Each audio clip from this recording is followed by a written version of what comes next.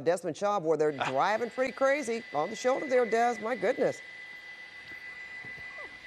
Well, this is a really weird one here, Pat, because, okay, here's the vehicle right here, and they have got their hazard lights on, and this all started with the suspect that was driving on the right-hand shoulder, so that's what the violation was that they wanted. But now they have reason to suspect that maybe this driver's brakes are not working, and that maybe there's some sort of language barrier as well. Oh, let's see what CHP's actually going to do. The freeway pit, the really rare maneuver right here. And the vehicle is continuing. Now, here's the thing. I mean, if you know how to drive, and I'm pretty sure they still teach this in driving school, you put the vehicle in neutral, you know, at the very least, and then you could apply the emergency brake, and we haven't seen anything like that. So they just attempted that pit that on the freeway. There's CHP's back there running a brake to make sure that no one else gets involved. Let's see. They were also talking about maybe getting in front of the vehicle and forcing the car to stop.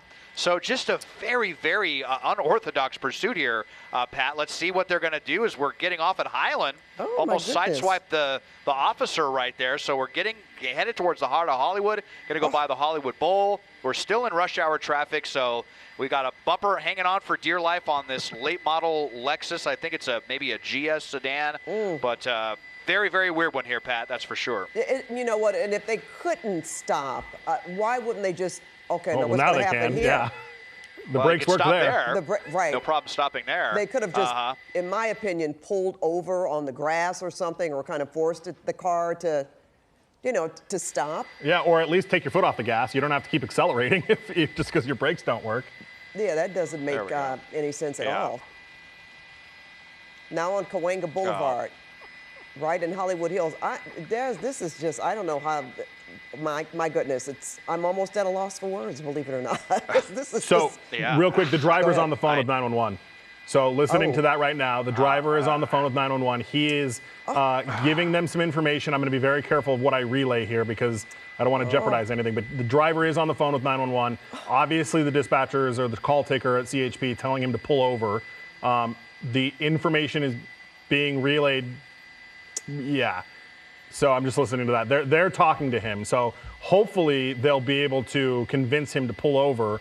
But at least there's contact with the driver. That's can be half the battle. Now, will he do anything with that opportunity and pull over? We'll see. Des also, and Pat too, this is much faster than. Wow, he's really riding the shoulder. It's on the verge of losing it.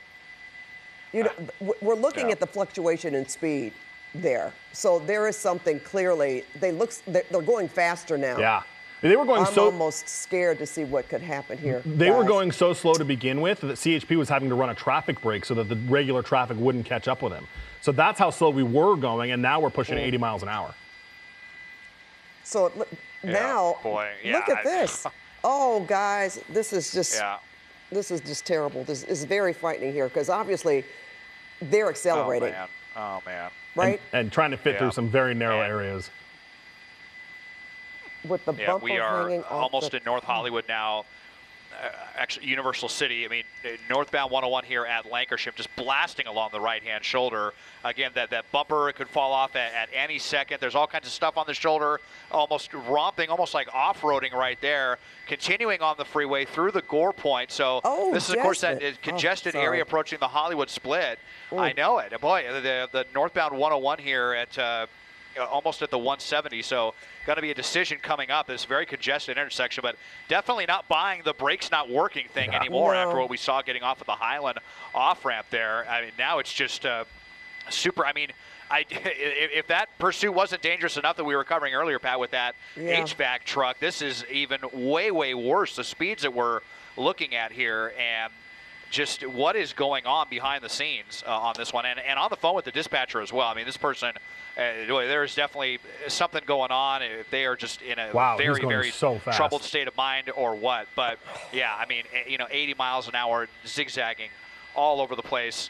Coming up to the Hollywood split here. We'll see what they're going to do. It looks like maybe we're going to stay right in the middle there and decided to go north 170 into North Hollywood. So flying along here almost 100 miles an hour. And it's a scary one here for sure. And even, I mean, if that bumper comes off, that could certainly impact other drivers, other cars on the freeway. That's frightening enough to think about, even if you're not even that close to this vehicle. But this is just too much for words. They're driving in the 100s right now. And again, when we first got on the air about 5 minutes ago, we thought that maybe that something was stuck, the accelerator, but no, because we've seen these speeds go mostly up since we've been on the air, that's for sure. Oh, yeah. Now look at this, and the way they are maneuvering in and out of traffic, you wonder what they could be talking to the dispatchers about, because he had to call them. He's the one that called in, Pat, and so far I've not heard any additional communications between the dispatcher and the officer, letting them know what he is saying. Now there is an LAPD helicopter that is coming to provide air support. We have seen those ground units significantly back off. They've been instructed to do so by the sergeant that is calling this because of the really intense high speeds and the dangerous situation that this driver has created for everyone. So they want that LAPD helicopter to be the one to kind of hang out and make the calls here as we continue northbound 170, exiting here at Oxnard.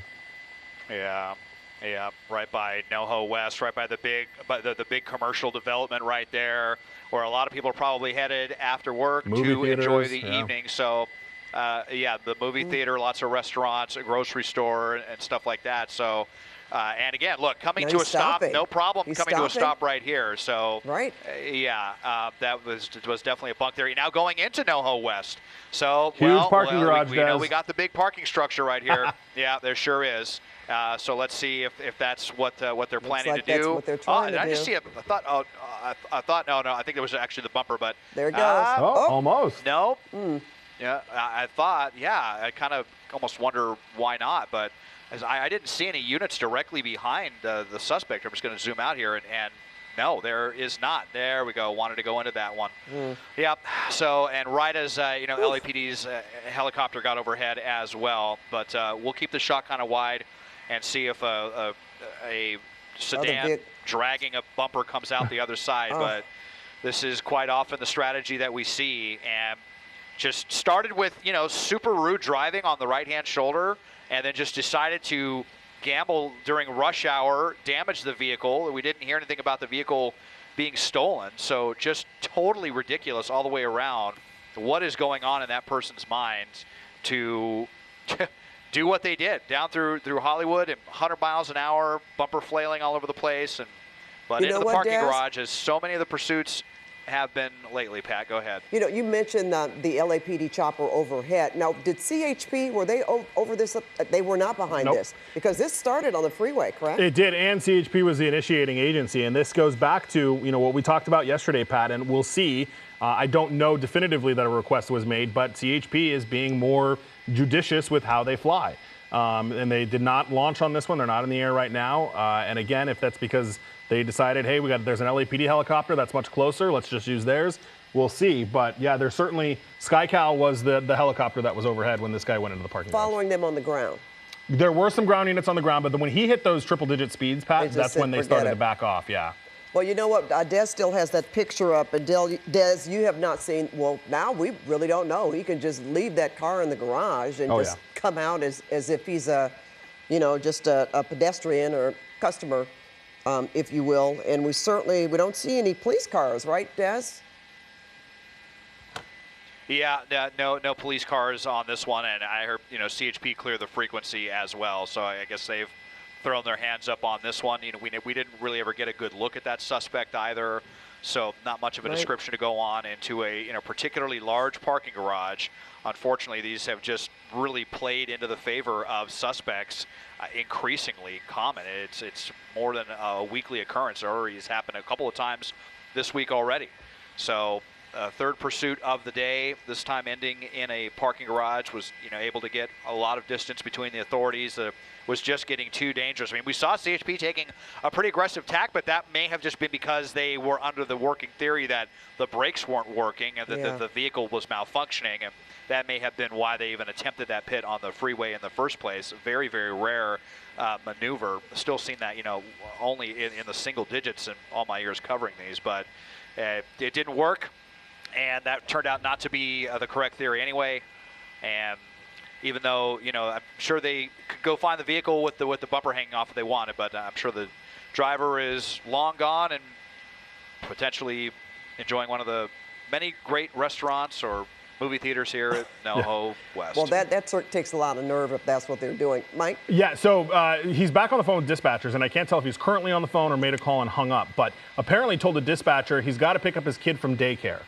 So that's what he had told the CHP dispatcher, at least in the last few minutes. I don't know of any daycares at NoHo West. I don't know if that's more indicative of a mental health crisis that this person might be going through. Might be. But apparently when he called back, that's what he told the dispatcher was, can't stop, got to go pick up my kid from daycare.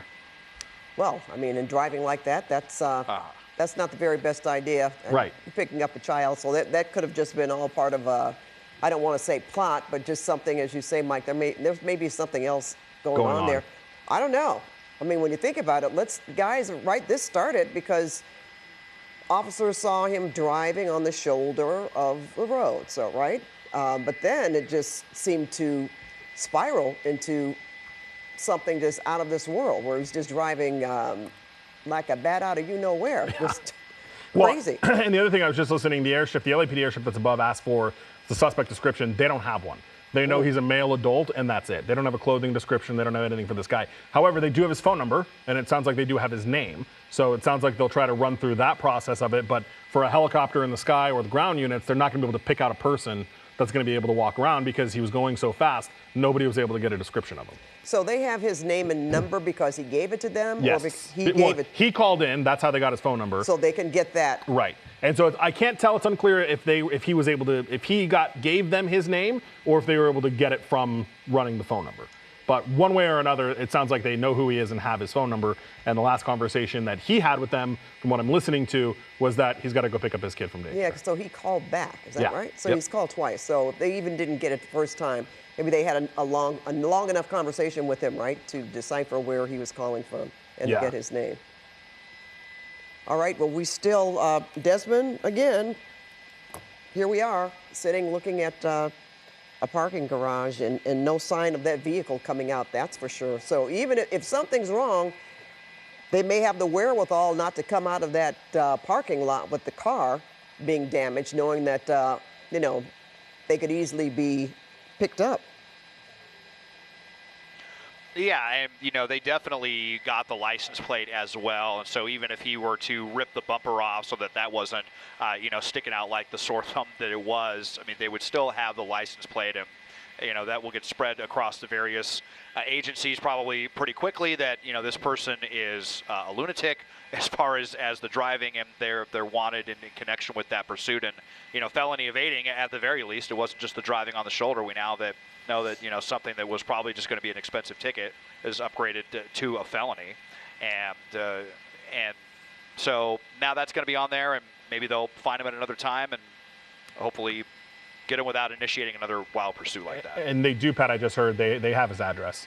So they were able to run him, get his name. They got a good match. They've got an address. So they'll probably try to catch up with him later, as Des mentioned. Okay. Well, Desmond and Mike, thanks again for staying on the air with this crazy pursuit that ended in a vehicle with the bumper torn off from a pit maneuver because they were driving at ridiculous amounts of speed and did not adhere to officers' directions to stop, ending up in this parking structure that you're looking at there. With that, we're going to go back to our regular programming.